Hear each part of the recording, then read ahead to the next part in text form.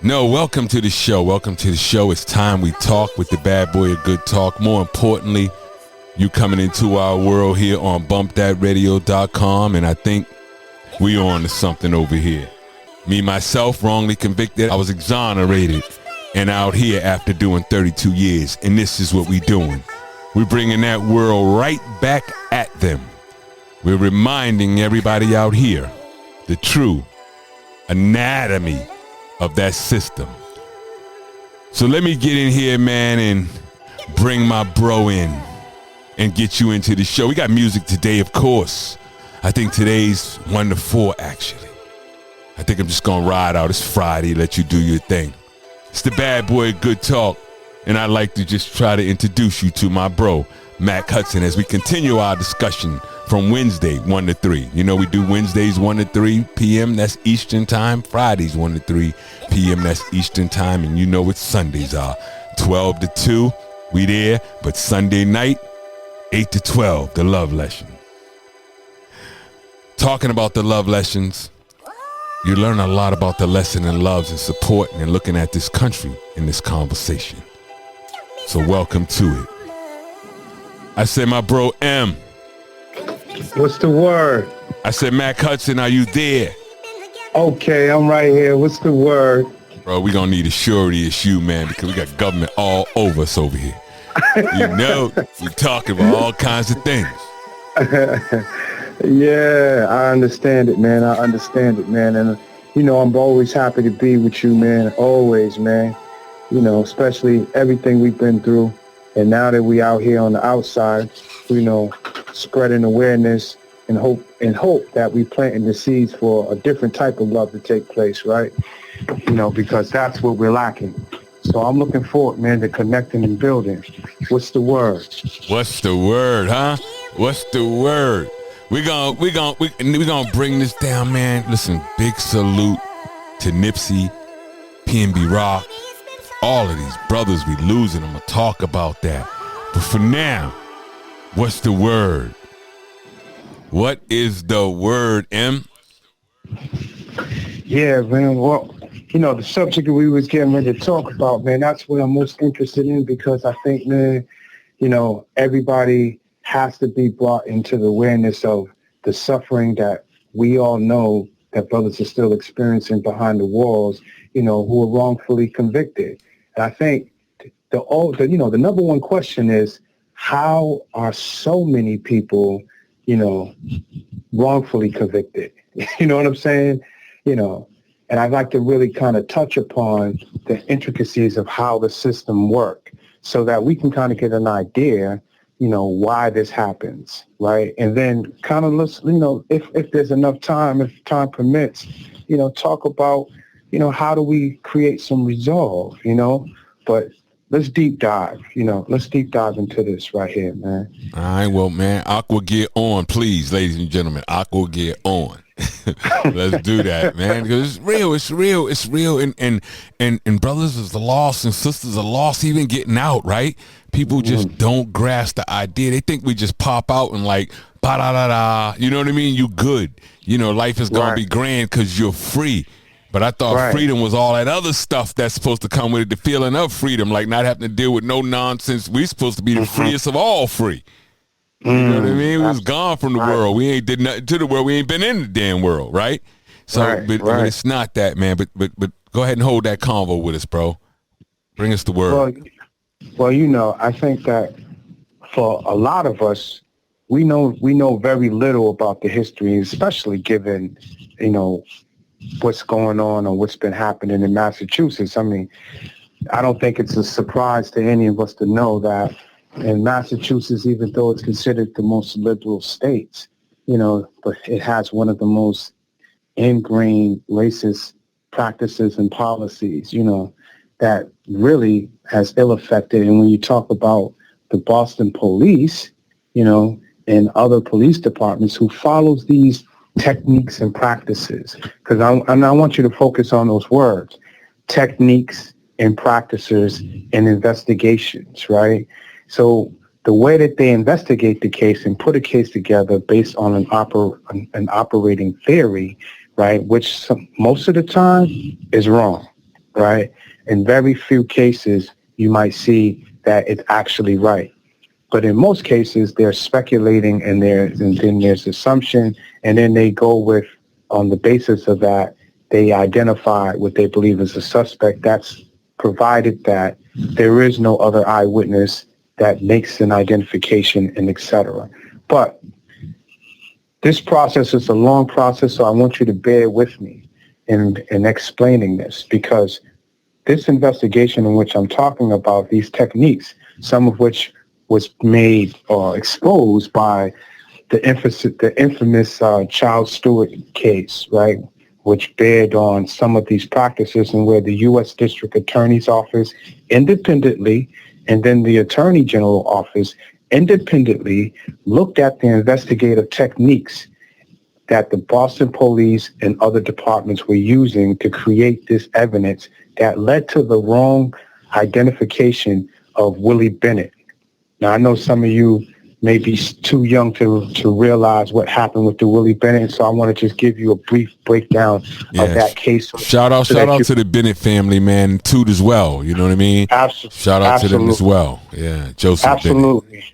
So for those of you who are unfamiliar with it, and I'm sure you can Google it and take a look at it for yourself to check the accuracy of what I'm saying here, is that, Child Stewart, who actually shot and murdered his wife and unborn child over in back of Mission Hill, and had said that a black man had ran up on him and executed his wife and shot him after demanding money and drugs from them, right? And this created a great disruption in the community because of this white couple being done this way. So they went through Mission Hill and basically tore everything up, right? From the grandmoms to the little kids shaking down for information. Somehow they honed in on Willie Bennett based on rumor and speculation, right? A rumor of speculation based on the narrative that it was a black man who actually did the shooting, right? Now, for those that do know about investigative techniques, you'll always know that whenever a husband and a wife, one of them ends up in a murder, the husband is the first one they investigate. But because Child Stewart was a white man in Massachusetts, and he happened to be near a black community project, right, that the narrative that it was a black man operating by an all-white police force. Now, I'm going to come back to this because this is part of the problem, right? An all-white police force jumped on that narrative and started investigating the black man and never, ever investigated him, right? So based on speculation, rumor, and then coercion, because of young kids at the time who were talking among themselves, bragging, saying that, their people was responsible, or they know who did it. You know how young kids talk and they want to be the bad. story was so sensationalized that they wanted part of the sensation. No different than what's happening on YouTube and Google and Facebook all today. Exactly. No different than any of that, right? The police caught wind of that and then begin to tailor or start to make them identify Willie Bennett as the person who did it, because Willie Bennett had a long record for stick-ups and robberies, and he was known to the police, and he was known to live and reside in that area. So they decided, to hone in on him as a suspect. Now, here's the key. Child Stewart came in. Hey, and before you do that, can you just, you said something very important, and I know, and I want you to break this down. I want us to really get into this. Known to the police. A lot of people don't understand when they hear known to the police, because your neighbor that you think never did anything on their way to church is known to the police, right? Right. So I wanted you just to tap on that because you mentioned it, because that is a start of this, the known to the police. He's the neighborhood known guy, the suspect. Well, see, Well, see, to me, this goes back to the Corey before there was really a sensationalized of a Corey, right? So if the police officer had arrested you, you had done some time before, and you're now coming back, trying to restart your life or what have you, you know, they consider that as you had previous contact with the police, and therefore you are someone who's known to them. But it doesn't necessarily all the time mean that it led into a conviction or the contact was a negative contact, because, you know, known to the police also encompasses maybe someone who was just familiar with the neighborhood police around there, who's they seen in this area all the time. But when they say it in regards to an investigation, generally, it's really referring to someone who has been arrested previous time on previous occasions for whatever circumstances and reasons, or that they have served time before, right? So in the case, Willie Bennett was someone who had served time for robberies and was had lived in and around that area. So when they went and had Charles Stewart, who never ever seen Willie Bennett ever in his life, keep that in mind. These two individuals never knew each other, never saw each other, yet Charles Stewart was able to make an identification of the man that the police suspected was the person who did the shooting. Now, how does that happen, right? This is what I wanted to talk. This is where I'm going to show you how these investigative techniques are used, right? Because if it had not been for Charles Stewart's own brother, Matthew Stewart, who had then seen the arrest of Willie Bennett, then seen that they was about to indict Willie Bennett for the murder, decided to come out in corporation and tell the police, the DA's office, that his brother was the one who did the shooting. Charles Stewart, upon learning that his brother was going to turn him in and say and actually tell what actually happened, went to the Charles River, committed suicide, and then there you have it. We had the real story about what happened. So now it raised the question, why didn't they ever look at Charles Stewart, even though that is 101 investigative techniques right there, right? And then how did Charles Stewart actually was able to identify a man that he had never seen before, but was the number one suspect by the Boston police? Well, these were what the U.S. District Attorney's Office and all of them decided, in the Attorney General's office and the U.S. District Attorney's Office decided that the officers used techniques that coerced, intimidate, or persuaded with some sense of biasness these individual kids, which these kids were actually intimidated. They was coerced. When they tried to tell the police that they was just talking junk, that it was all a fabrication. Right, that they was talking hood. Right. I remember all that. Go ahead. Right, yeah. Right. And that the officers begin to threaten them and say, you're lying. We will charge you with conspiracy if you don't cooperate. And then you will be responsible for this, right? And so when you're talking to a bunch of people who are uneducated about their rights and their laws, and added that they're juveniles at that, right? And with juveniles without representation, meaning there was no adults in the room other than them, which is illegal in of itself, right? You're not supposed to be able to even interview a child, a minor, without the consent of the parent. But this is what went on.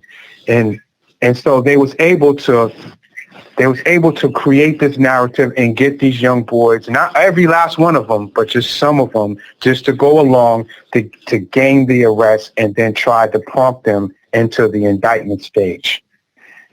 The indictment stage is when, as I explained to you in the previous show, where there's all the prosecutor, he or she presents their evidence. There's no counter evidence or no opportunity for the defendant to present counter evidence. And so they call this process that basically even a ham sandwich can get indicted because there's only one view of that's being presented to the grand jurors at that time, and 90% or 99% of the time ends in an indictment. That's how easy it is. They can even indict a ham sandwich.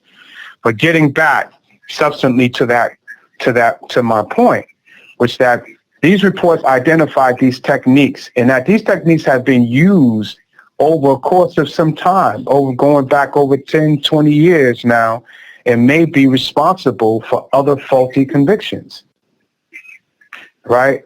And so they deemed these techniques and tactics illegal, that these officers should not be using these techniques and tactics, right, during investigations. Now, unfortunately, even though some of the officers were sanctioned at the time by their internal affairs, most of which they end up getting reversed sometime later based on their union's representations, right?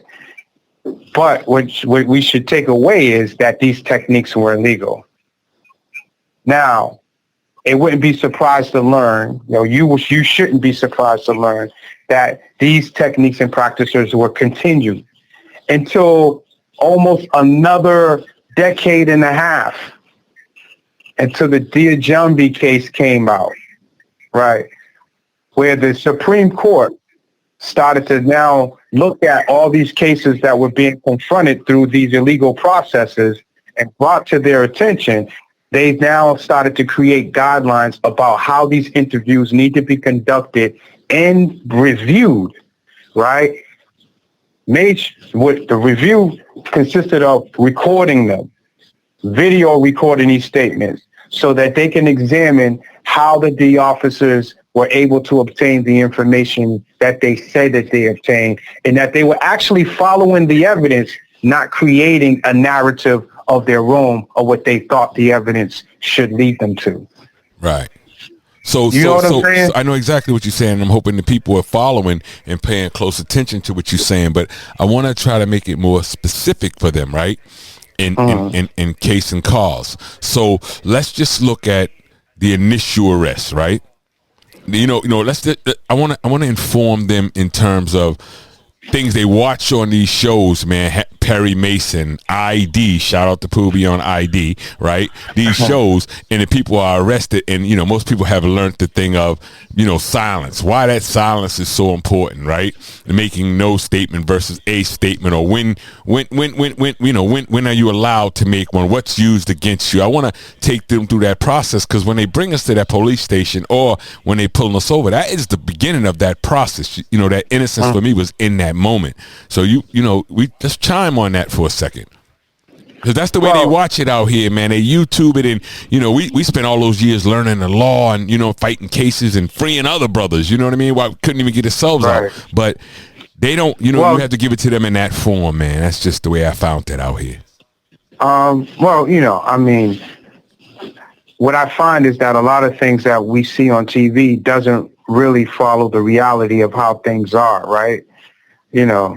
So when you see generally the officer pulling someone over, and that you might got the driver who's questioning the stop or what have you, that's generally the basic 101 that kind of everybody understand, that there's a reason, there should be a reason accompanying the stop. But I think I'm kind of like more concerned about, and I get your point. I mean, the contact and the execution of your rights starts and begins at the initial point. But, you have no, in my opinion, I would say that whenever there's an ongoing investigation into anything, you should never volunteer any information at all.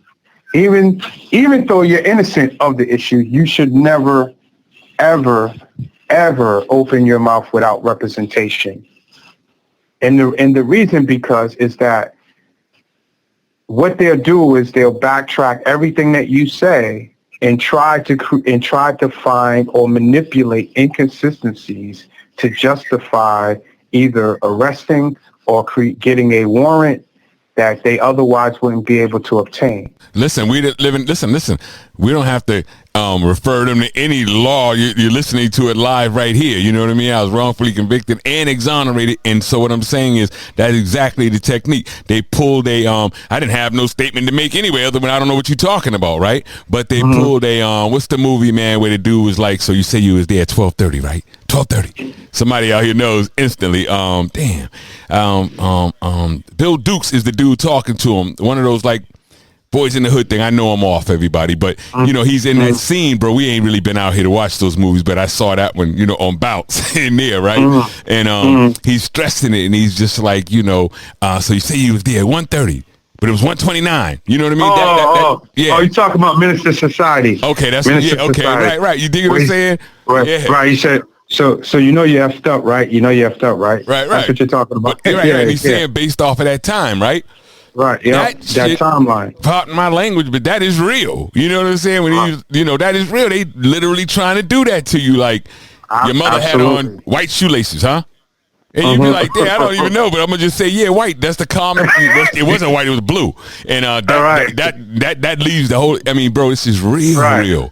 So that's why I wanted to chime on it, man. I didn't want to dwell on it, but I wanted to chime on it because, believe me, in the end, an innocent statement is not a statement even in your behalf. You know what I'm saying? Like the truth is not, when it comes to them, it's not. So you are best off. Literally, it's going to be hard when the police is pissing you off, putting you in that car, and you know, I know my rights, and you saying all that. But you know, it is best to damn near, man, just go mute on them. Sign language. Like, I don't know nothing you saying or I'm saying. Right. You know what I mean? The only thing that, you know, especially upon an initial arrest, they always read you the Miranda rights, which is, you know, you have the right to remain silent. We've all seen that based on the television shows or what have you. But it's real, though. You know, you should remain silent until representation come. No, don't think that you can it's just a slight misunderstanding. I can resolve it. It's not really a big deal. You know, I know some of us take that position, or I'm innocent, so I'm going to just cooperate and show good faith or what have you. And some take that position. But I'm telling you, in my experience and watching innocent men wrongfully convicted, and some of which have never gotten justice yet, right? You know, and some of us who've been able to get out eventually, right? That's not a good thing. It's not a good thing at all, you know, because regardless, in your mind, you think that you're doing the right thing. In their mind, they want you to talk as much as possible so that they can try to create and manipulate discredit into your statements. No matter how true it is, that's what they're going to do, because that's part of their thinking and their way. They focused in on the suspect. Now, I don't want to just create a blanket and say every detective does that. There's some that probably follows the evidence, right? Actually, you know, do what they was taught in school to do. But in most cases, when they come to a subculture that operates within the department, such as the Boston Police at this specific time that I'm referring to, right? You know, well, they're trained and conditioned by these officers into these practices. And so they see these senior officers doing this for so long and gaining convictions that it becomes a part of their investigative techniques also. And so, you know, and this is why you see this over a decade and a half years later, before the double blind law was passed, right, by the SJC, was ruled on, I should say, excuse me. And then you see the Dia Jambi case that came down that limit their ability to how and when to conduct these types of interviews, right? And then you see Commonwealth versus Silver in Santiago, and dealing with them being so narrowly focused, which has its roots in the Bolden case, that them being so narrowly focused on one suspect, even though the evidence is showing them possibly another suspect or another circumstance, right? You know, these cases were developed because this has been a historical rooted issue that happens quite regularly in Boston, but really all over. I mean, because these techniques are not just exclusive to Boston. These techniques is exclusive to every department in Massachusetts who focuses in on a suspect and have learned these techniques because they come together and jointly, teach each other these things in these conferences or what have you, right? And they outright ignore. I mean, I think some years ago, you can go back and Google this, Alan Dershowitz was talking about the test of lying that they were being taught and trained in school. Right. Test the lying. Look that up. Test the lying. Right. That was a big thing. We were fighting all these cases. We needed to use all these cases. Right. So they know that they, in a lot of sense, that they're trained to do that when they have a suspect and that they want to get a conviction. If they're being trained to do this, then what else?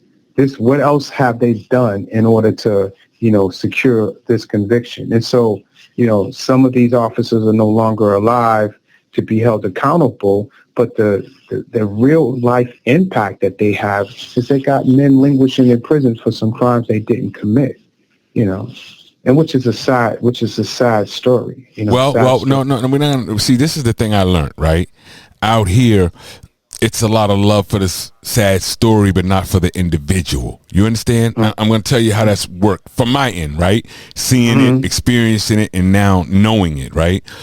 It's a feeling, right? And I'm going to do something here, bro. And this is definitely going to be exclusive even to you, right? But it's a feeling, man, where someone hears it and they go, Mac Hudson, they go Darrell Jones, you know what I mean? They go Stephen Pina, let's just say, right? And they hear those names, and then they say, okay, and they Google us, or they just hear from somebody else, like, yeah, he did a lot of time, he wasn't even the right person, he was wrongfully convicted, right? I noticed the feeling is like, oh man, celebratory, then you can shake everybody's hand, you understand what I'm saying? You're vibrating off of that, right? And then as one of us be out here a little longer, right?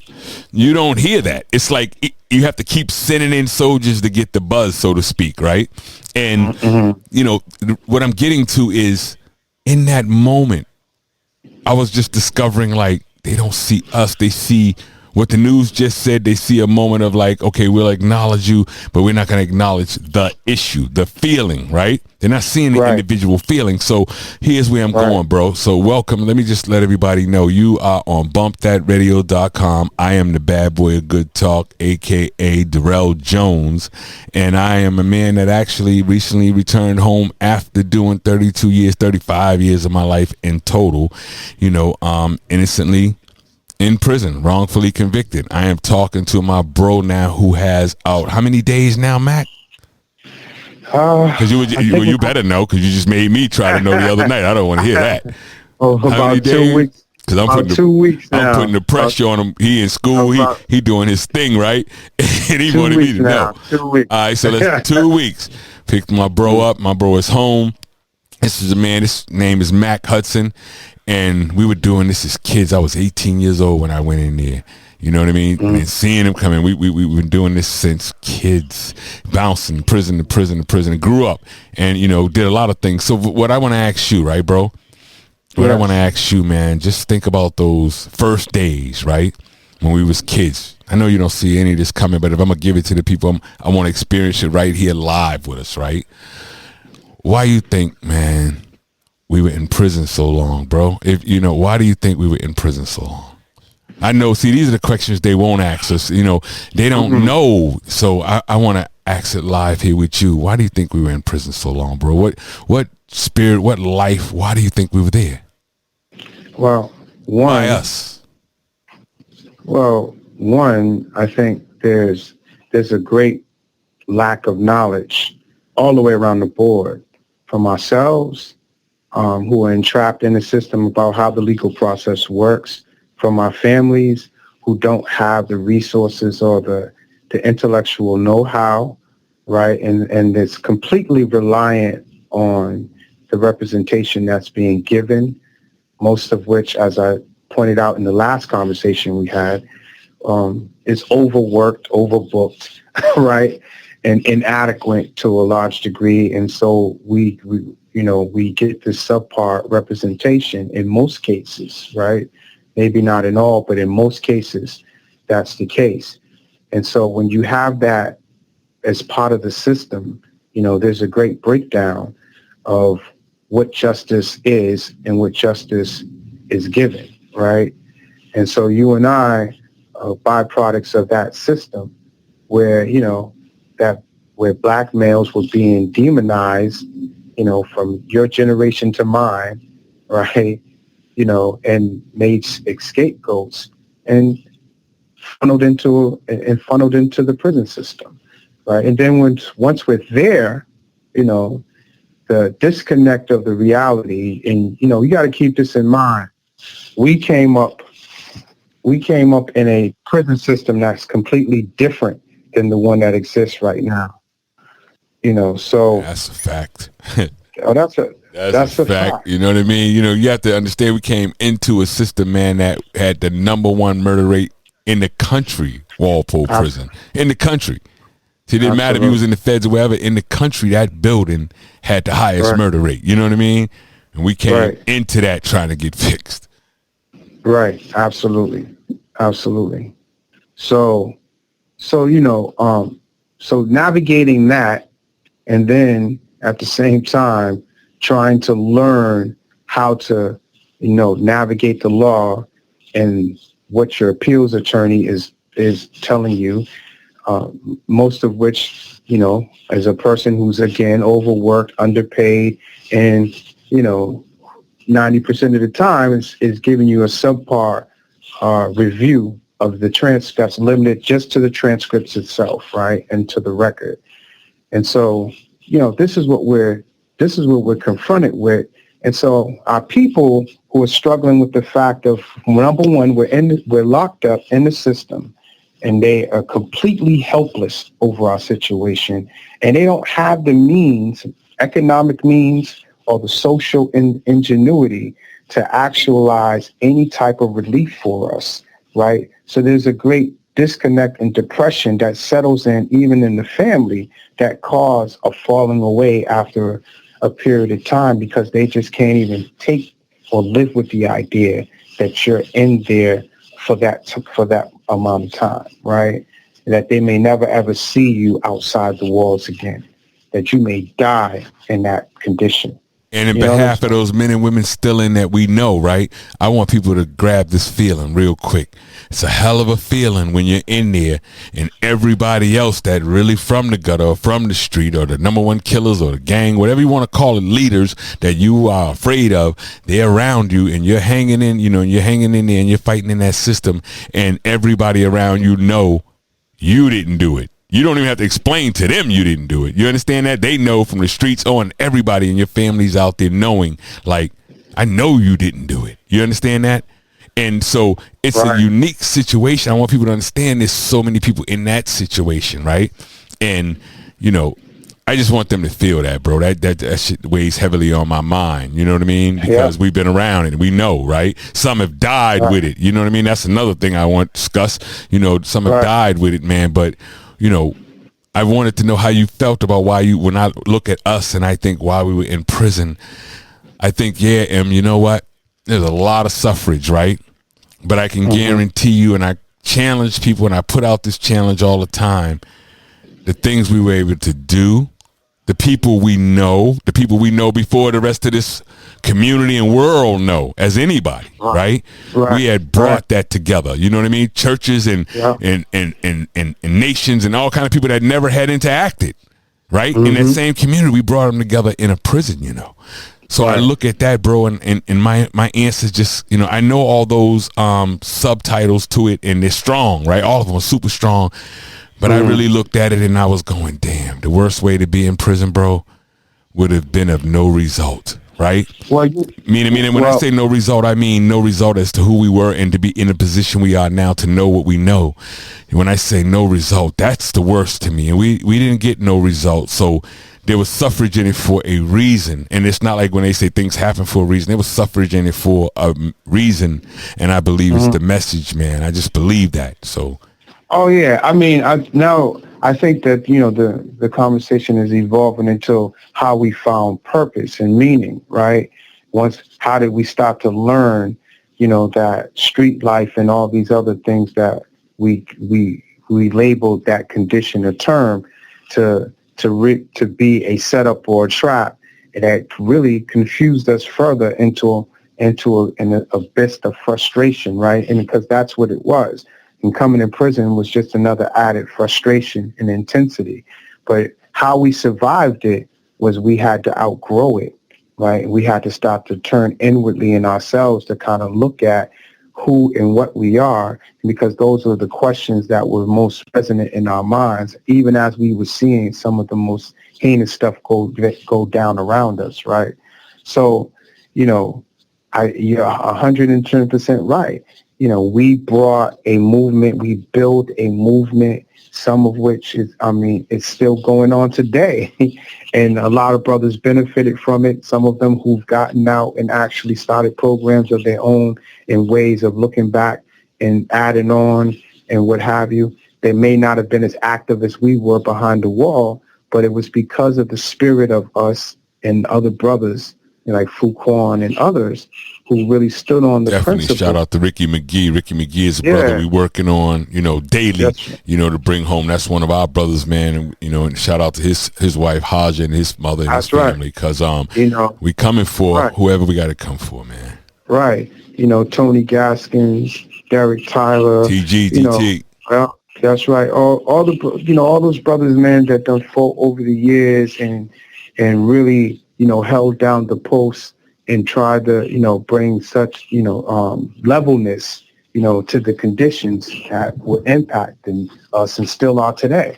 Man, I talked to Big Roscoe people. That's what I want, since we, transition to this, right, in brief. I talked to Big Roscoe, man. We talking about that hood love and, using people and having their names, right? And, one of the things, and he sent me a recording because the dude sent me recordings from the joint just to be able to be counter that BS, you know what I mean?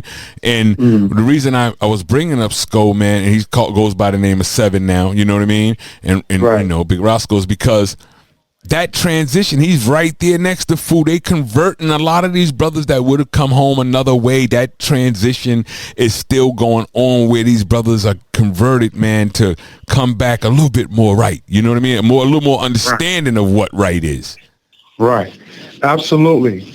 And so if we weren't doing the work behind the wall, if we didn't have it to do the work first within ourselves and then try to work on our brothers, because in doing the work on ourselves, we created a self-love, right? We reconnected with our self-love.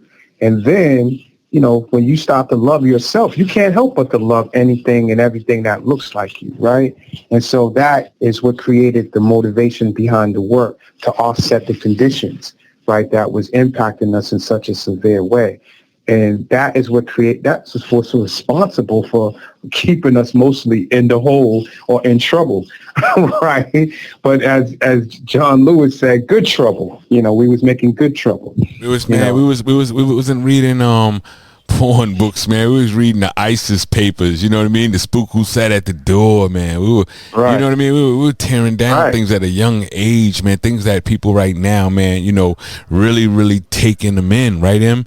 And part of that question, maybe I want to take it a little more in depth, right? What I'm saying is, why did we do it? Why do you think we did it? See, there's nobody else in the world, right, for me to ever ask this, you know what I mean? Here it is, we can be together, and I haven't asked that, but I'm doing it here because, why? Because we stayed in the hole, man. We was most hated in the administration. We went in lawsuits. We're bringing in leaders, all this stuff. But why do you think we kept doing it? Because we had our times, man, where it was like, they just don't care, bro. They just gonna kill each other. They don't care. You know what I mean? Them days where it's just like, man, give me my flag. I'm just selfing it, right? But why? Maybe I want to know why. I get asked why I did it, or even why now do it coming home at all, and why? Why do you think we did it? We've been doing it since kids, but why do you think we did it? Well, first, I think you got to understand, in most cases, well, especially in mine, having done long periods of segregation, there's a saying, at least I heard by the Honorable Minister Louis Farrakhan, in which he said that, once you leave the mind alone for a period of time, isolated from all its temptations and desires, it has a natural way of correcting itself. So all those books that you was talking about us reading and building on and stuff like that. But that was part of the process of correcting our thoughts, resetting the mind.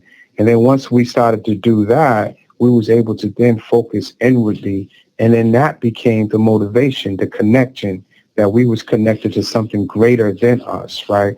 But to a legacy of struggle, right? And that most of the changes that came within the prison system, starting from Attica on, right, onward, really has come out of the black and brown push, for a level of equality and equity, right? So that we can actually heal ourselves and try to go on, even though the goal for the administration was not that.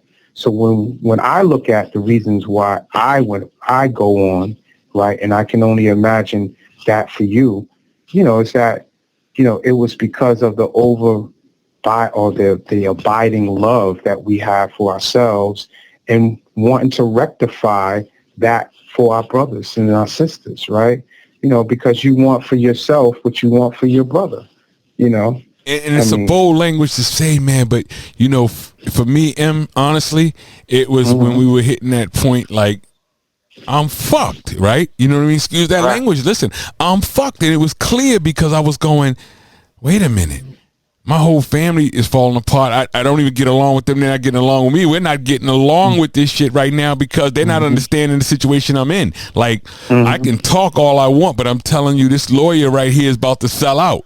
And, and you're looking at our people way back then, man. We're talking about 45, all this type of stuff, right? You're looking at people back then and you're saying, yeah, go ahead and tell them to come up with 10 grand and 5 grand. And you know what I mean? You have to assess that time, right? And you're out there. It was the idea, like, fuck that. You know what I mean, M? It really was. It was the idea of, like, I'm so fucked that, you're so low. And I'm going to say it for me, you're so low in a day, it just hits you. It's just like people hit a car, right? Everyday process. I don't know what the movie is saying. It wasn't for me, right? And there you had to make decisions too quick because you could be thinking about that and get your head busted or a knife in your back. You got other choices to be making, right? So that's the least. You ain't got no, like the movie doing the dude's thinking about it 3 days in his cell. Nah, it really didn't work like that. It was like, I'm fucked, man. And what I'm going to do is, look at me, man. I'm so low. I got to look at me. You know what I mean? And like you said, when we were just building on us, like, man, F that.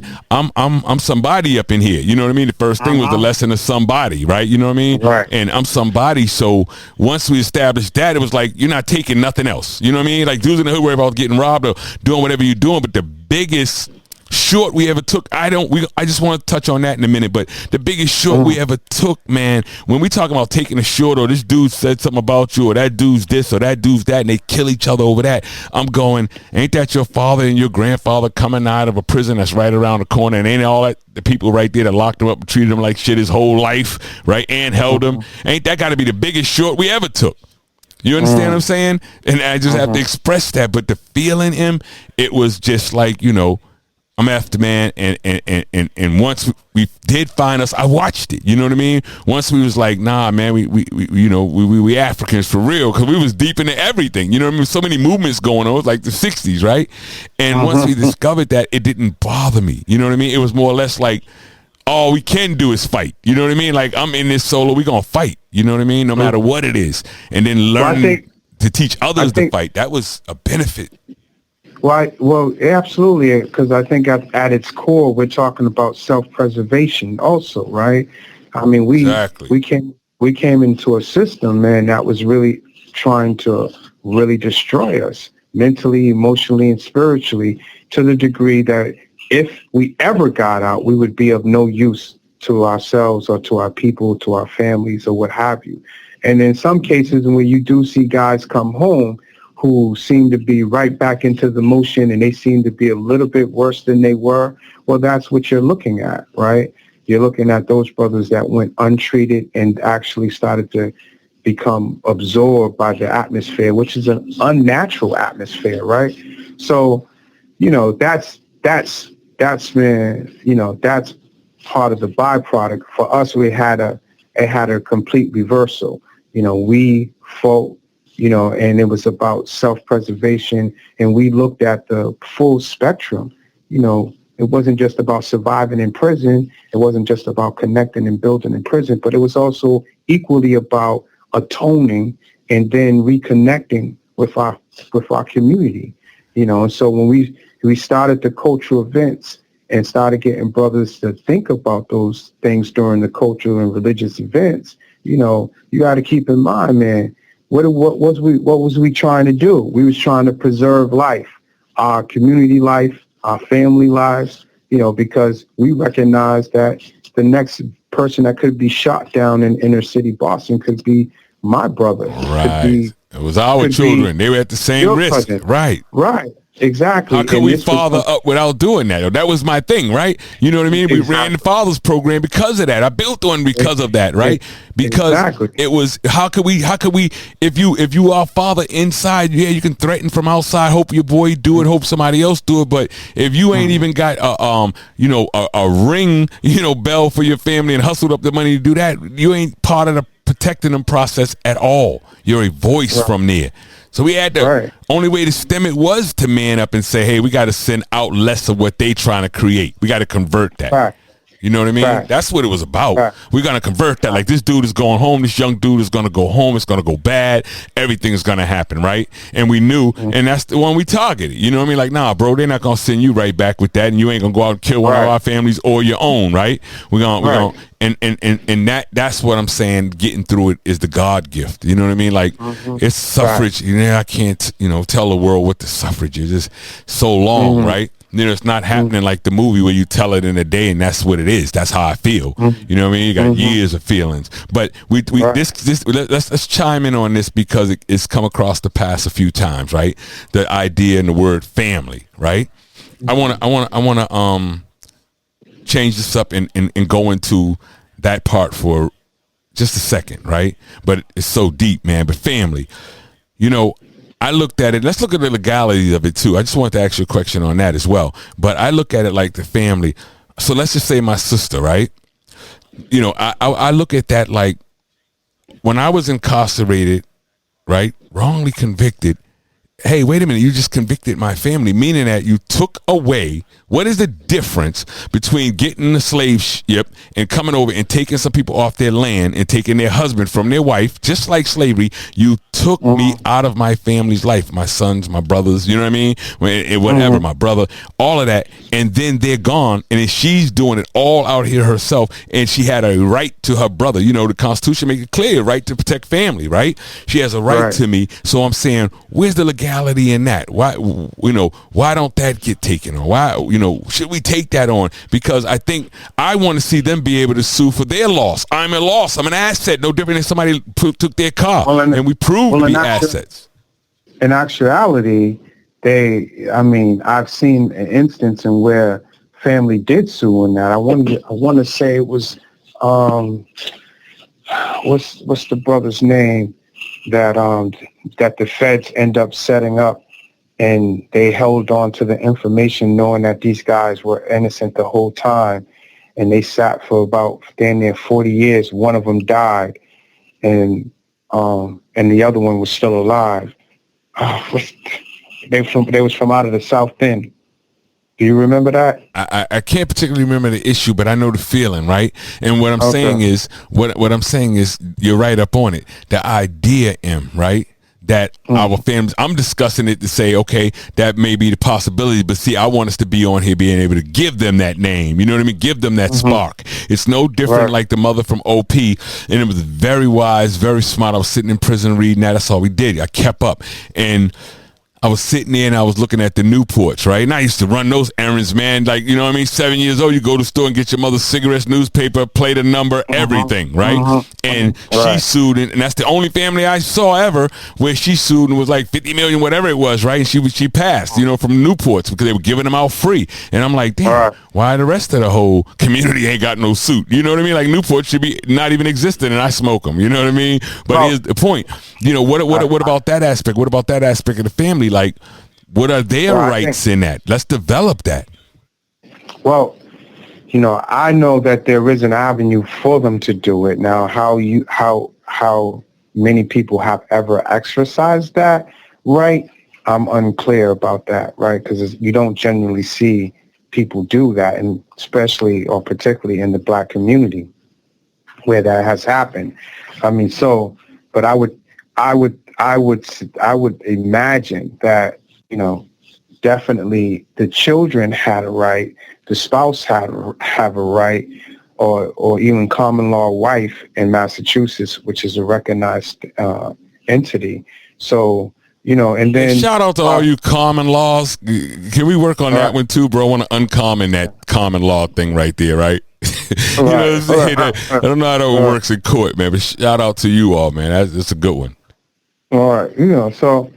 But my thing is that, it chimes back to the idea of knowing what's available to us and what's not. How do we access meanings of law? How do we access financial stability and reality, right? How do we create a system among ourselves? And most of which, we're living in a time when we have access to everything. You know what I'm saying? And probably even though we do, we have very little time to do that. And so it's almost like the more information we have, the more slower we become in materializing things. And that's what I'm finding out, learning and watching just in the short span of these 2 weeks that I've been out. So I'm going to impose to you a question that's imposed to me. In your 2 weeks, you probably haven't gotten much yet, but you will, right? So now I'm imposing it to my brother. I already been through it. I know why all of this, but why, right? Why come home and do it? Why come home and say anything? After all the years we've been gone, never heard from people, you know what I mean? Unless we brought them in, people may have never been in touch. Why come home, man, and get on this radio or give away anything or go march? Why do we do that? Why do we keep doing that? I'm 3 years here. Well, why are we doing it? Why do we do it? Well, speaking for myself, because the work's not done, right? And until God come and remove me personally, right, and tell me that the job is done. The question is double-edged, right? Because you're not, if your response is, if I'm not already knowing your response is my response, which way it will go. Wait till they learn us, how we really work to the best ability, right? You know what I mean? Our personalities, and understand how these type of personalities can go over 30 years consistently banging and winning. Right. But yeah, go ahead and unpack that, bro. So for me, I truly believe that in the resolve that we can get beyond that, and we are destined to get beyond that, right? But that really takes determination and perseverance. And if you come up in prison or whatever station of life to achieve the things that you have achieved, that these things are fundamental and universal in any realm of success, right? So it's for me, the job is not done.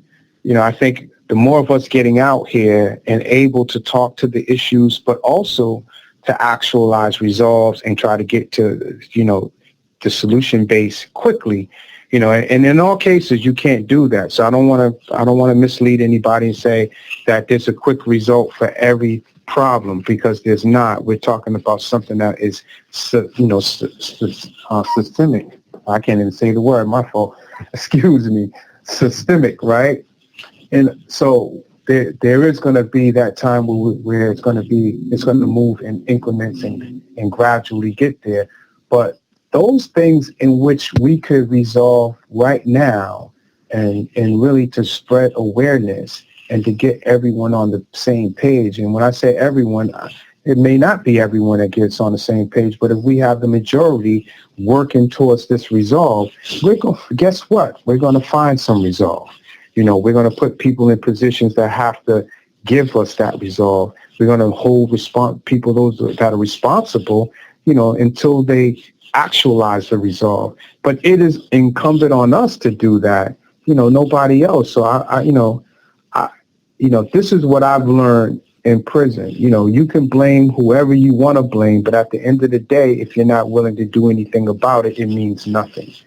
Exactly. And what is us? What is us? So now, it's only 2 weeks of your discovery, but it don't take long out here. You can get it in hours. Me, 3 years, you just ain't going to get it because you just thinking like, hey, damn, I already maneuvered in hell. So out here, you know what I mean? I smell like smoke. You already know. Let's keep going, right, to the transition. Put some, water, something to nourish us all, right? And what is it, bro, that you think not only it's so man, it's so involved when I'm trying to ask you the questions that we lived, right? But what would you capitalize on? You know what I mean? Like, since you've been out here in those 2 weeks, right? What would you say is us? What would you look at and be like, there's an avenue for us, because there's so much disdain from all these, it's so public because of the rappers. It's like Target season, but what is the us? What is the us that you see?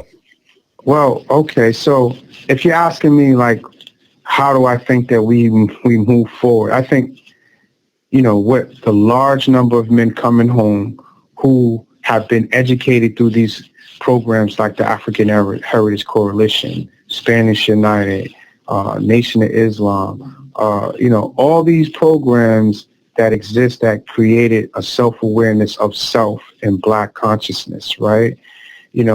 And that are now coming home building. I think that one of the things that we have to be astute and really, kind of like, cautious not to do is to create division among ourselves, but to look at a collective body of building and coalition building, right? And that's what I kind of see, that really as we come out and we start to do our own thing and we want to build our own thing, and that's fine, that's cool, build on, the more the merrier. But, there has to be a unifying base for all of us to come together and to collaboratively work towards these goals that are constantly impacting men behind the wall. So when I talk about racial inequity, racial justice for brothers and sisters behind the wall, well, this is the main core reason, right, that we suffered the things we suffered, because you had a full white administration who know nothing about Black and brown people, who are looking at our rehabilitation through their own experiences, which is nothing like our experiences, right? And so, and when we try to confront those issues head on and let them know that, look, this doesn't work for us. This works for us, and this is why we need this, then it becomes a thing of, they know better than us, and I never quite understood how you know better to heal myself when you haven't even begun to contemplate your own self-healing, right? So, but these are the type or how you built out programs, right, for our community of things you never lived, right? It's still like, I read it in a book, I watched it in a movie, this is how it works, this is the justice system. And never connected to. Never did, even on a Jesus level, right? Politics, you never did a visit to jail. You went and saw the guards and the union out front, but you never came in and sat down with us. You know what I mean? If you didn't do that, how are you articulating how our people can save themselves from what you believe is a problem that would be those that's coming out of prison or going in?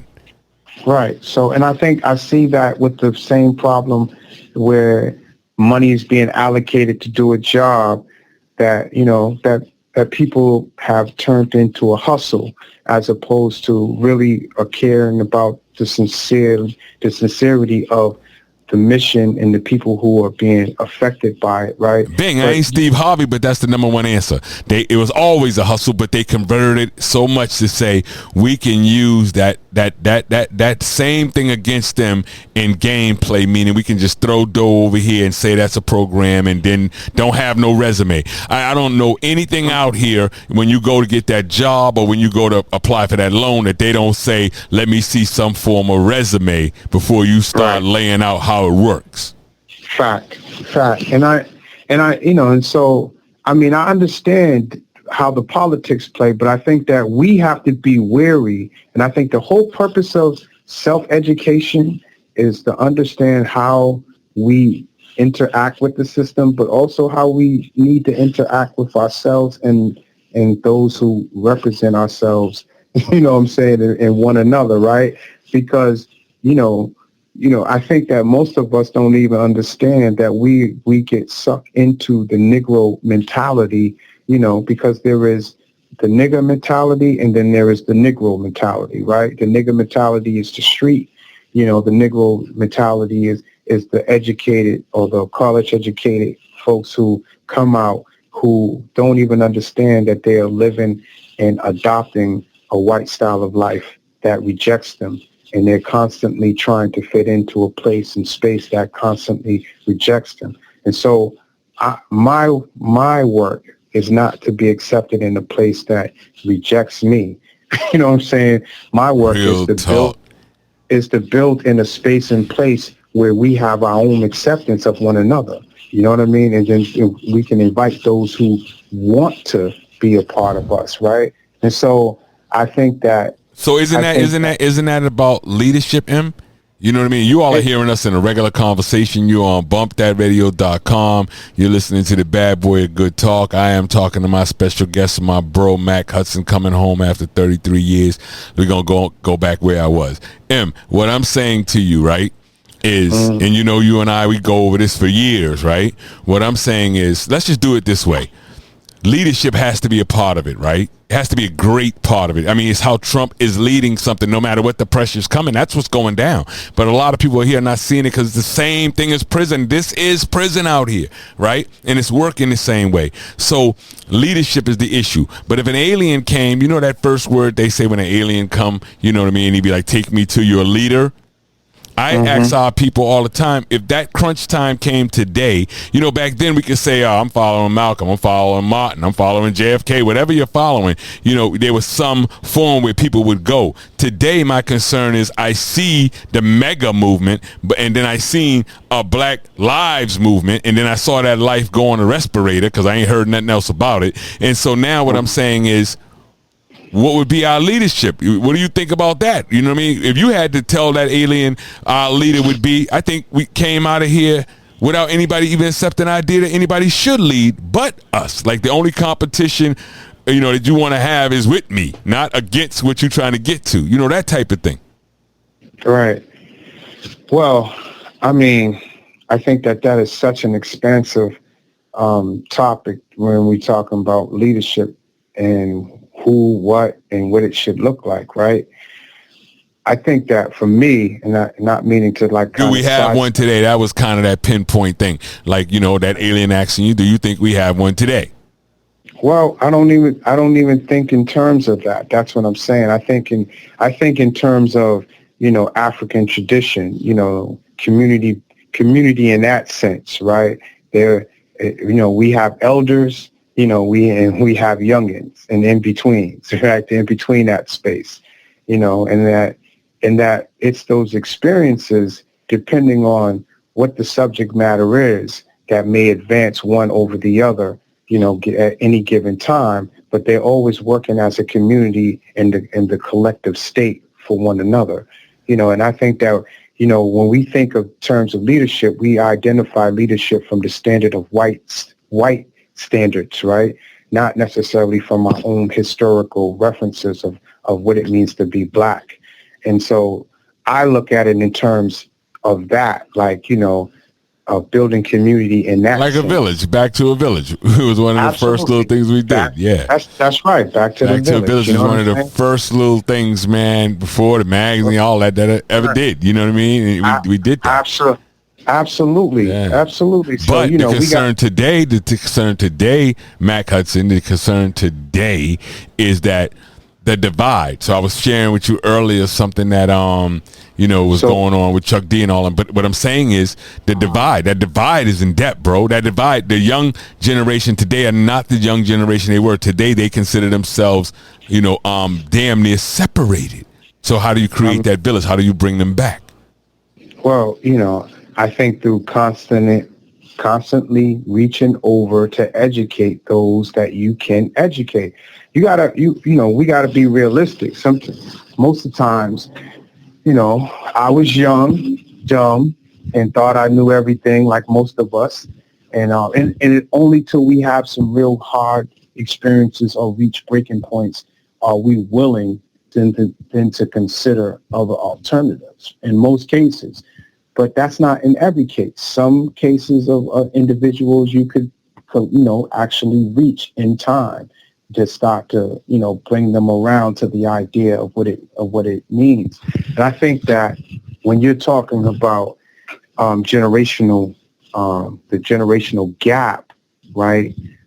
You got to be able to really sit down and have an exchange that really quantifies itself by saying, look, I recognize the position and where you're coming from, but I think collectively we need to try to build a bridge of an understanding so that we can all cross over. And so let's work and see what that looks like for us, right?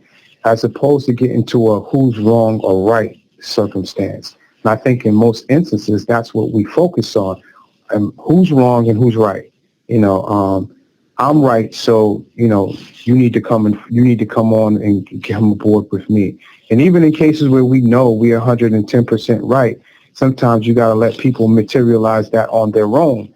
They have to grow into their own to that understanding. You can't make them grow any faster than they will. So that's just the reality. So sometimes we're trying to fight something biologically, that's not going to happen. Our job. You should always remember our job is to plant and cultivate the seed. That's it. It's someone else's job to let that thing nourish and grow, right? And I would say that's the individual's job. And because of my religious belief, I would say that it is also God's job. So that seed's going to cultivate. It's our job to keep pouring water on it and make sure that it's receiving its nutrients. So I wonder if the people understand when I say we grew up in there, meaning that throughout all those years in that next decade, you know what I mean? Like, we watched their kids come in. So we lived with their kids. The kids that everyone say are out of control and they're cold killers and you can't control them, we were forced to live. We watched them come in to work with them. Right. So what I'm trying to say is I found out in the end, you know what I mean? Yeah, we got some troubles, man. But what I found out in the end, just living there, man, as a damn citizen, I just found out that we don't really have a kid's problem. We got an adult problem. You see what I'm saying? Exactly. We got a bunch of adults setting the example like they allowed this Trump guy to do, right? And set an example where the kids can really look at it and be like, what are you talking about? Be good. Look what he's getting from being bad. Well, what I found that was a real good thing that we did, especially when we was all at OCCC, was those community meetings, right? Where we set up the generations by the age, right? And again, borrowing from the old, African traditions or Black traditions, right? Where we then picked those topics and then went around from each generation and that was representing that generation's voice and really spoke to those issues and then then engaged the group. So I think it's that type of building, that we need to go back to even out here in order to reestablish, right? And then to really move from that, build on that and move from that. Because as you and I know, we've seen the impact that it's had in changing others' mind or creating bridges for us to cross over to deal with the main core problems of that time. You know what I'm saying? So I think we have to, utilize those tools, implement those tools, even out here in society where a lot of brothers and sisters are in the same vying positions. They're vying against each other, for sometimes their financial stability of their lives, because they're completely dependent on their program or their organization to get funding from these places and spaces that don't necessarily look like us. So, keeping that in mind, we have to be kind of like, we have to go back to that FUBU concept, for us, by us. I know a sister, she teaches a financial course, and one of the things that she said to me, which I found quite amazing, right? Because given the fact that, I think they say economically that our lifetime earnings amounts to, and when I say our, I'm talking about blacks. I think the Herald or the Globe released a statistic saying that the black earning power is $8 compared to, or saving power is $8 compared to their white counterparts, which is over $250,000, right? Bro, Now, do you know the stabbing in prison, right? This is a great point that we're talking about. Here's financial literacy for you, right? Do you know a stabbing in prison, stabbing somebody, damn near killing them, right? It bothers them way less than when we would do those strikes and be like, don't nobody go to the store. Don't nobody, you understand that? It is that is a campaign, man, that hasn't come. It's a 60s campaign that our people won't involve themselves in. Like, well, we won't spend the money. We're the biggest consumers. We will not spend the money. All your shit will crumble.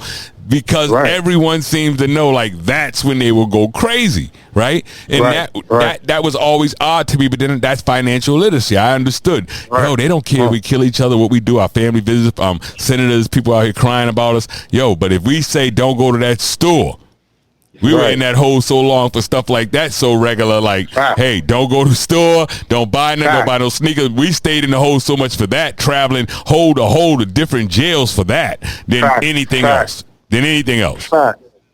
Fact. That is definitely a fact, you know.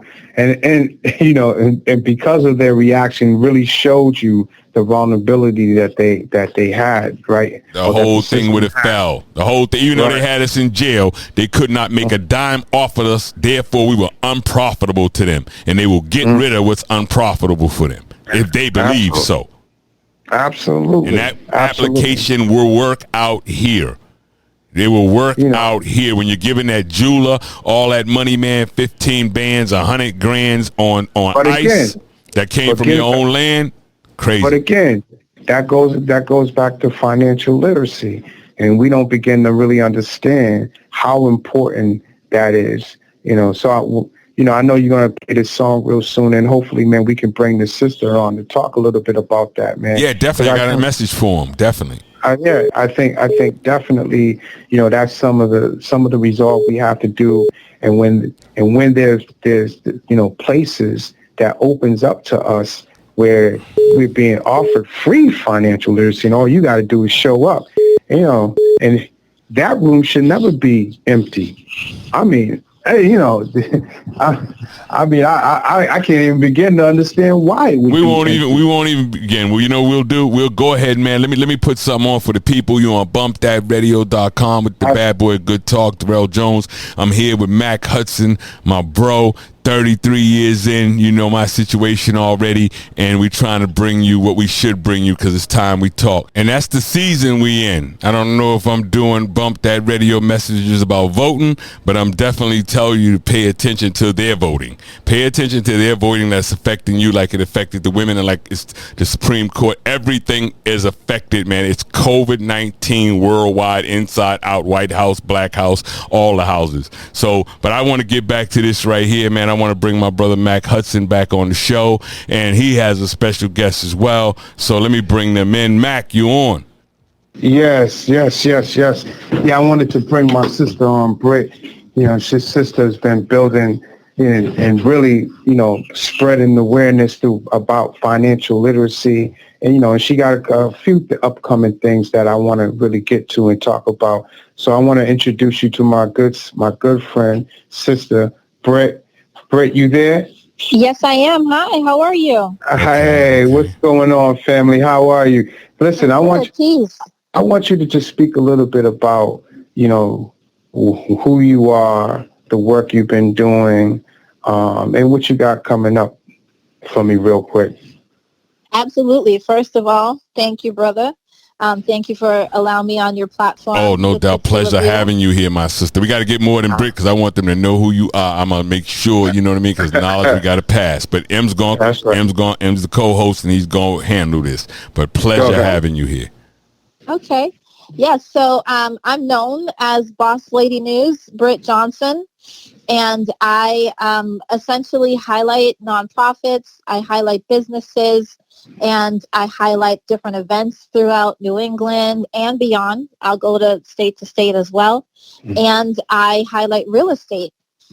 And right now, I've always had a passion for myself and wanting to be a homeowner and chase my grandparents' house back down because we lost their house.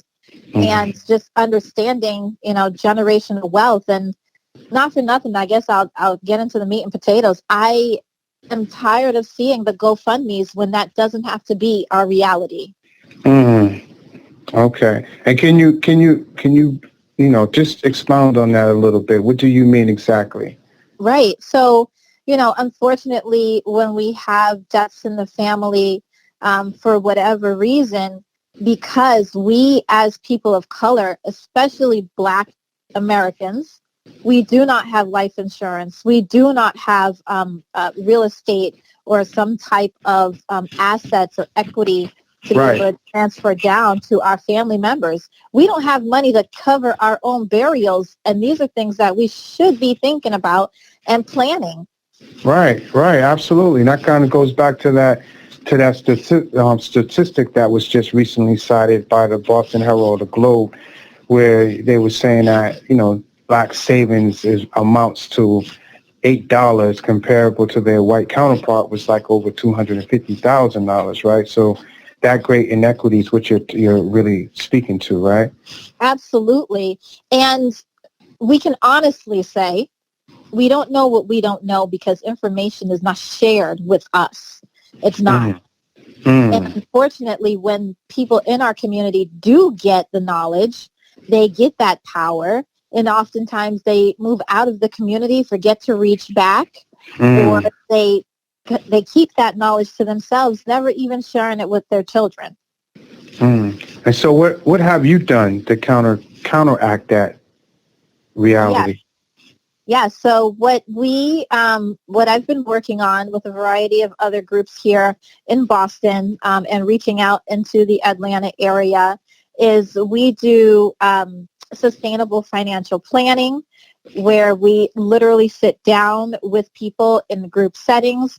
We go over understanding credit building. We go over budgeting. That's where it all begins. We go over investing. And what does that actually mean to us? We get scared when it's a down economy, not realizing that when people got money, you got some cash put aside, go and put that in a financial institution and get some stock. Because guess what?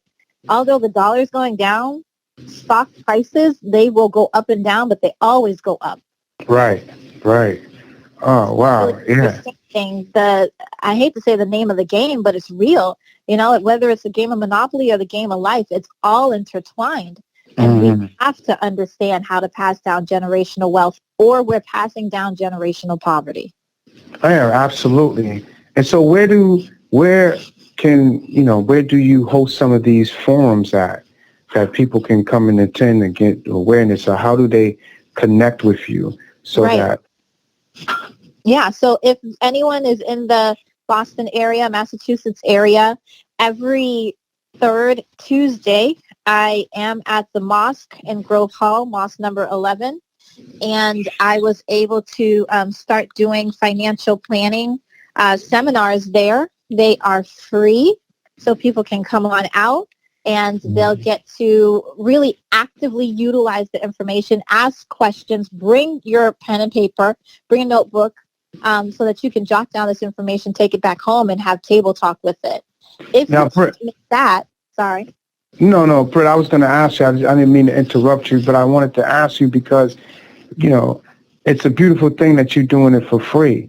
And I just wanted to ask you this question because it was once asked to me from somebody who did the same similar kind of work. Do you think that we as a community value anything free? I appreciate that question. That is a dope question, Em. I just want to say that. Right. Well, imagine asking somebody, do you appreciate free? Oh, man, great question. Don't be stealing those shows either, bro. That is a great question, man. Right. So what you think, sis? Yeah, no, that is a great question. I appreciate that question. And the crazy part is, on one end, we always trying to look for a hookup, right? Like, can I get it? Right. People in our community are willing to pay for what they value. They Mm-hmm. will pay for what they want. You know, Mm-hmm. my friend always says to me, pay for what you want and want what you pay for. Mm-hmm. So do Mm-hmm. people want this financial information? When it's free? Absolutely not. Mm-hmm. Absolutely not. I have Mm-hmm. had to say, I don't understand why more people aren't here. Why is there 6 people showing up when people are protesting for affordable rents, which I am against? I am Mm-hmm. for affordable home ownership. We just Mm-hmm. need the programs and the knowledge. Okay, And, say that. Say that. you know, don't want affordable rent because rents are always going to increase. The owner has the right to increase the rent. The Mm-hmm. state can't do anything about it. And in fact, they want the taxes from the owners. That's why we need to be owners. We need to own Mm-hmm. our cars. We need to own our cell phones. And we Mm-hmm. need to own where we live.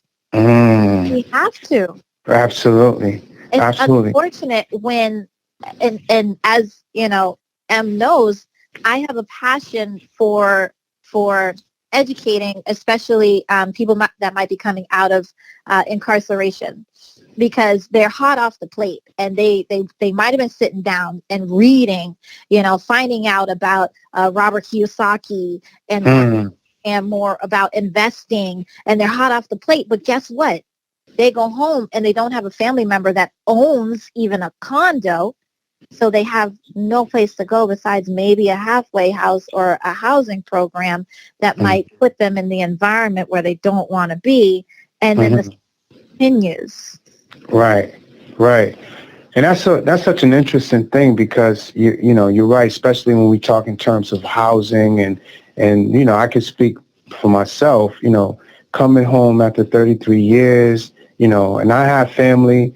You know, especially my big bro who wants me to come out there with him all the time. You know what I'm saying? But you know, I think it's true for everyone. You want your own independent space and place to kind of, you know, stretch out and really understand what that feels like, you know, for the first time experience. So with housing being such a high commodity, you know, is economically for most, right?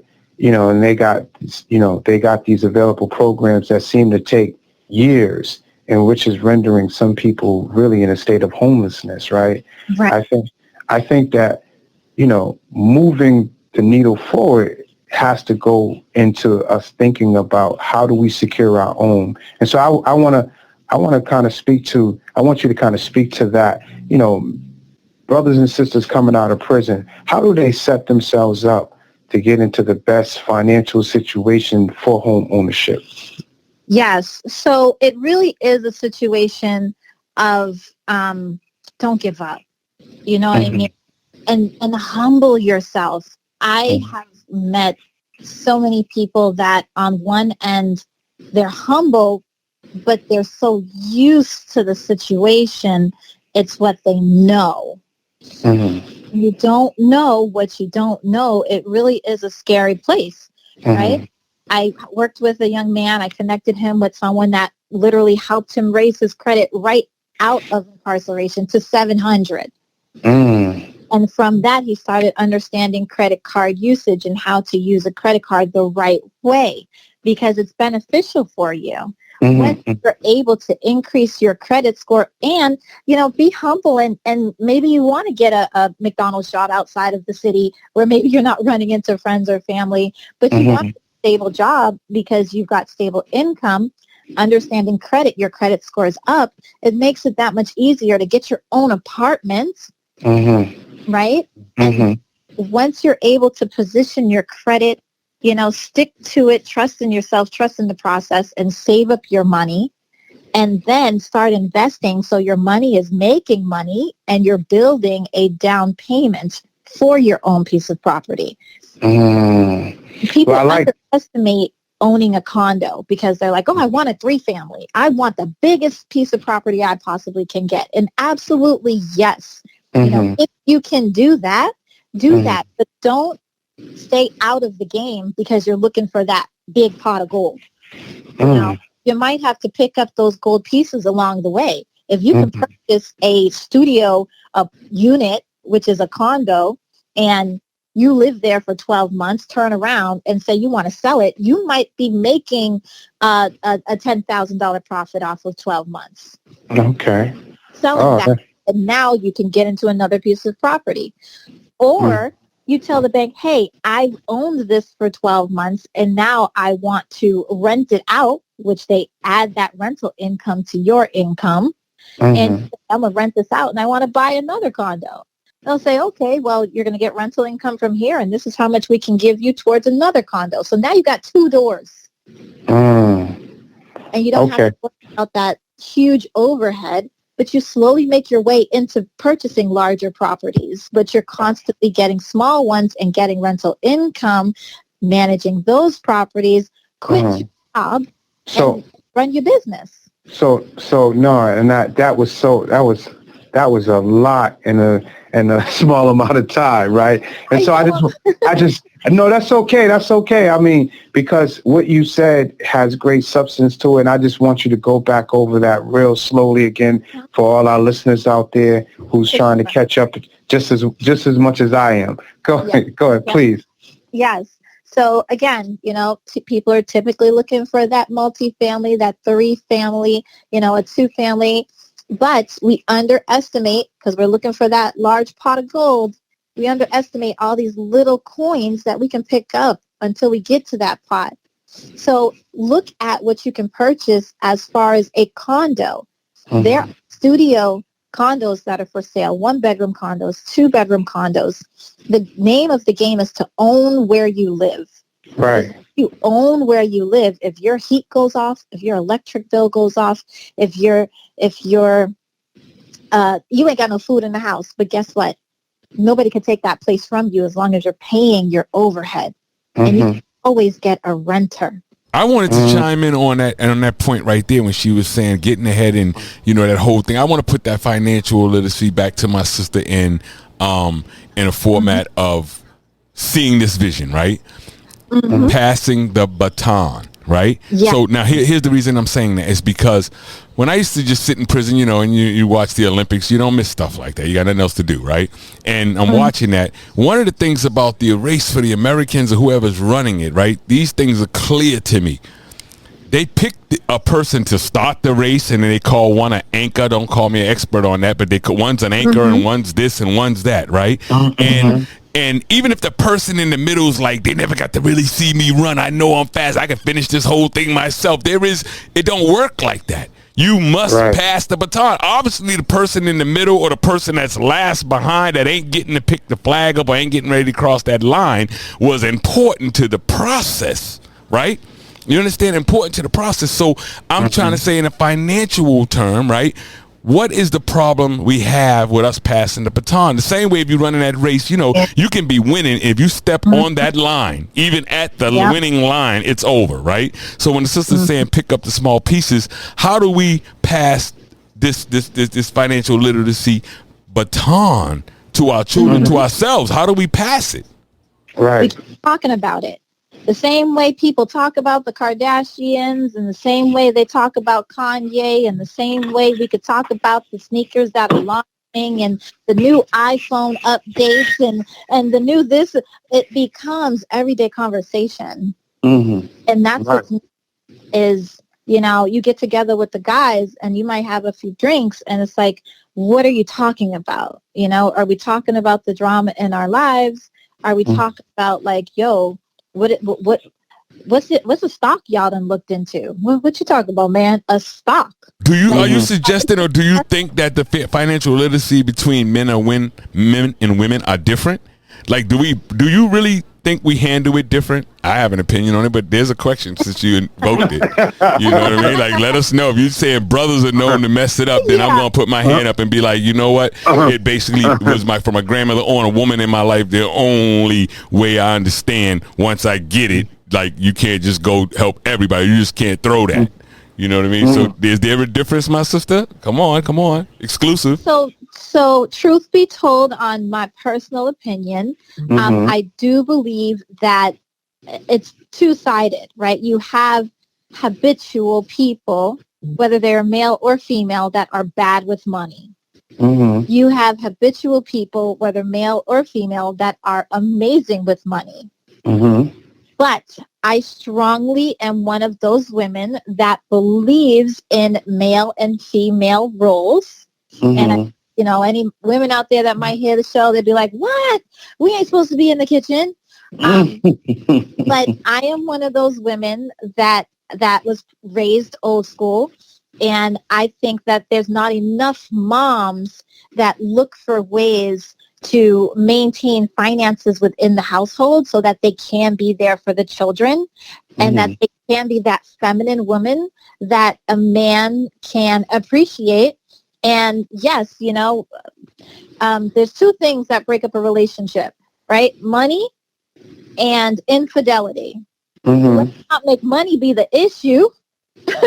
You don't want to be fighting over the fact that a bill ain't get paid. Now somebody's depressed. They go out for a drink. They become they start sleeping around with somebody else because they're unhappy with finances. The root of it is a financial issue. And I think society and marketing has created women that are gold diggers and men that are gold diggers. The Neo had a song, I love her because she got her own, for sure. Take that to the place where it's like, I don't need a man. Right. It's the place where I'm not a gold digger and I am someone who is willing to work and knows how to maintain my money. And I have a man who loves the fact that I'm like that and he's like that too. Right. Right. So let me ask you this. When we think in terms, since we're on the point of men and women versus one another in regards to investing, because it sounds like you're saying that it's more of how people take risk, right? Are people willing to take certain kinds of risks? So what type of mentality do you have to have in order to become the type of financially aware that you've been building on with us? Yeah. So I believe in the fact that we as a people don't realize that before we came here, we were entrepreneurs. We were plucked from the shores because we had skills. There are some people that are better skilled at certain industries, and there are some people that are better skilled at other industries. But I think that entrepreneurial spirit that is in many of us, we need to understand how to manage and not just be managed. Right.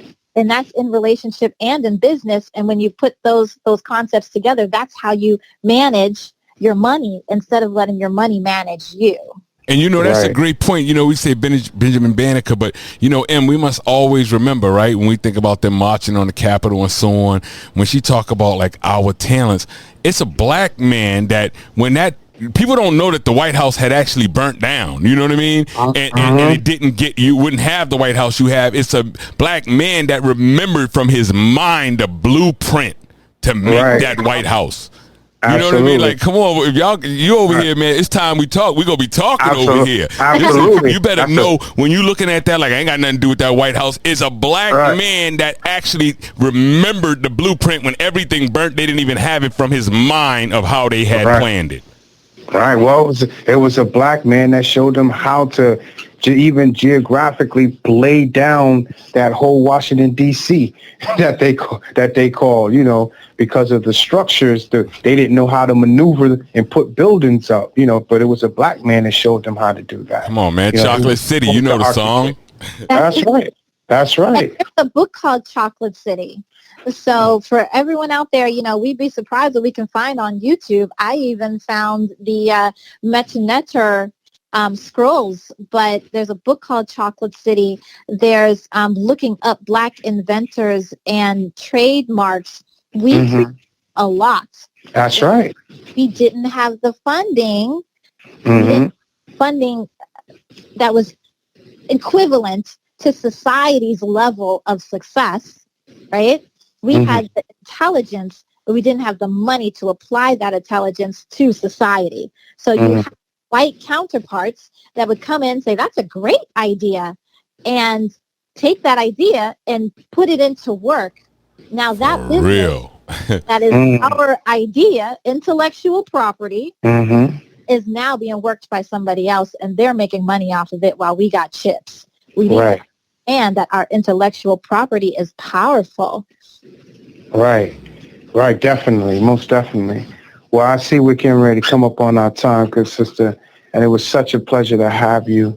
And I'm looking forward to you coming back and sharing some more of them Jews with us. Wait. Give me the boss. Listen, first I'm going to do this, right? And then I'm going to do what I'm going to do. Give us the locations, your Twitter, your Facebook, my sister, where they can find all you. That. All of that, please. All that, right. Don't start blushing when you see me. Just understand, okay? So you can Google Boss Lady News, Britt Johnson, and you'll find everything about me. I'm on LinkedIn, Boss Lady News, Britt Johnson, Instagram, Boss Lady _news, Facebook, Boss Lady News, Facebook page, Boss Lady News, Britt Johnson is my profile page. I keep everything as Boss Lady News, so I'm easy to find on social media. Okay. On the internet platforms. I would love to come back because I believe... No. See, you told them how to find you, right? And now, I wanted you to say that boss name again, right? So me and my partners, we bosses on this here, right? You know what I mean? That's right. Respectfully. So watch a boss position over here in terms of bringing what my people need. That's what I do, right? So no, I'm not going to be welcoming. You keep your name. You understand that? And I'm saying, why don't we just lead that name in? And I actually been looking at my Sunday afternoons because I do Sunday night 8 to 12, the slow jams, right? And in the afternoon, I do more of the talking. You know what I mean? And it's a Sunday. And what I'm saying is it sounds real pretty to me to have this boss lady with her name on Bump That Radio for her 2 hours and you start educating us. That's what I'm saying. That's my boss end of it. Come on over. Okay. Give us that. Okay. That's what I'm talking about. Boss up. Make a platform for it. Never mind me just talking. I do all my stuff live. I negotiate live because it's all true. You know what I mean? That's what I'm saying. We need this. So I'm saying there's a platform for you. You have your platform. You can expand your platform through this platform. This platform is not about something we're trying to hold. It's actually a bump baton that I'm trying to throw down. You know what I mean? So there's my invitation to that, and it's on live too. So not just come back, be back. Be right. Back to a village. Be back. Be back. We'll set something regular up, brother. I am accessible, and repetition. We got to hear this stuff over and over and over. That's how we know it. Just like we listen to songs. Exactly. We listen to songs. You're like, okay. All of a sudden, you know the lyrics because you heard it a few times. You got to hear stuff over and over and over to be comfortable with it and activate it. Applied knowledge is success. Financial Friday, you know what I mean? And throw a show on, night show, what time y'all want it, right? And let you know from the mosque on, man, we're going to Financial Friday, y'all, and Sunday, whatever you need, my sister, because we need that. Absolutely. Because we need that. Absolutely. This is a restaurant of us. That's the secret to what I'm doing. So imagine a restaurant with it that's what I found wrong with our people. So I created that and I'm introducing it now, but it's the restaurant of us. And the idea was when you go in a restaurant, there's different menus. So I don't like pizza, you know what I mean? And M don't want to eat no meat, right? So there's an option here, right? You understand? And what I'm saying is a restaurant of us means, hey, listen, this ain't about like, look at me. This is about come on this platform and find what you need. Right. Or right past my logo if you have to in my voice to get to what you need. Right. That's what this is about. I appreciate it. Guys are very well. That was beautiful. Yeah, absolutely. Definitely. All right. So we're gonna definitely bring her back because she's gonna have her own thing in hopes that we can keep expanding and building. This is bumpthatradio.com with the bad boy of good talk, and it's more good talk. It's great good talk. We listen to my sister Britt here. Britt, will you tell them your name again, please? Yes, sir. Boss Lady News, Britt Johnson. Britt Johnson, and I'm on my brother Mac Hudson, 33 years in. You guys know what it is, and if you haven't told a friend to tell a friend, then you are denying somebody else access to it.